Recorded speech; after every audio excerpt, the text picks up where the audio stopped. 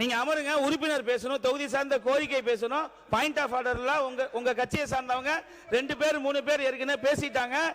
நீங்க அங்க பேசுங்க. நீங்க உட்காருங்க. உங்களுக்கு மைக் கிடையாது, உட்காருங்க. சட்டமன்றத்திற்கு இடையூறு செய்த திமுக எம்எல்ஏவை துணை சபாநாயகர் எச்சரித்துள்ளார். நான் என்னன்னு சொல்றேன் மாண்புமிகு உறுப்பினர் அவர்களுக்கு ஒன்னே ஒன்னு உங்களுக்கு சொல்லிக்கிறேன். நான் சொல்றத முதல்ல கேளுங்க. நான் என்னன்னு சொல்றேன் கேளுங்க, காது கொடுத்து வாங்க. உங்களுடைய கட்சியை சார்ந்தவர் தான் வசந்தம் கார்த்திகேயன் அவர்கள். அவர் ஒரு கேள்வி கேட்பாரு, அதுக்கு ஒரு 10 நிமிஷம். நீங்க ஒரு கேள்வி பாயிண்ட் ஆஃப் ஆர்டர்னா இப்ப கொஞ்சம் வெயிட் பண்ணுங்க. இப்பதான் ஒரு வசந்தம் கார்த்திகேயன் பேசி இருக்காரு. நான் சொல்றதை கொஞ்சம் உள்வாங்குங்க. தயவு செய்து உட்கார்ந்து பேசுங்க, உள்வாங்குங்க. அடுத்த டைம்ல உங்களுக்கு வாய்ப்பு கொடுக்குறேன்.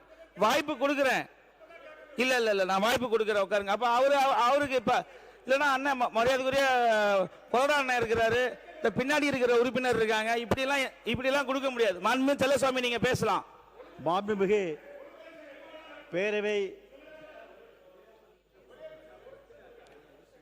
இல்ல யாருக்கு பிரச்சனைங்கிறீங்க? யாருக்கு பிரச்சனை? ஆஸ்டினுக்கு பிரச்சனைங்களா?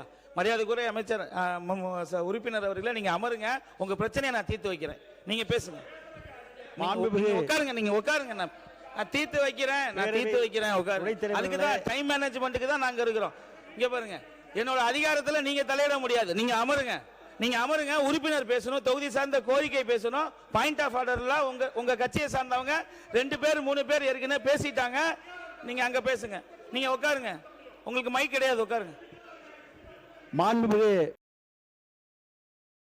செய்திகளை உள்ளது உள்ளபடி தெரிந்து கொள்ள ரெஃப்ளெக்ட் நியூஸை சப்ஸ்கிரைப் பண்ணுங்க.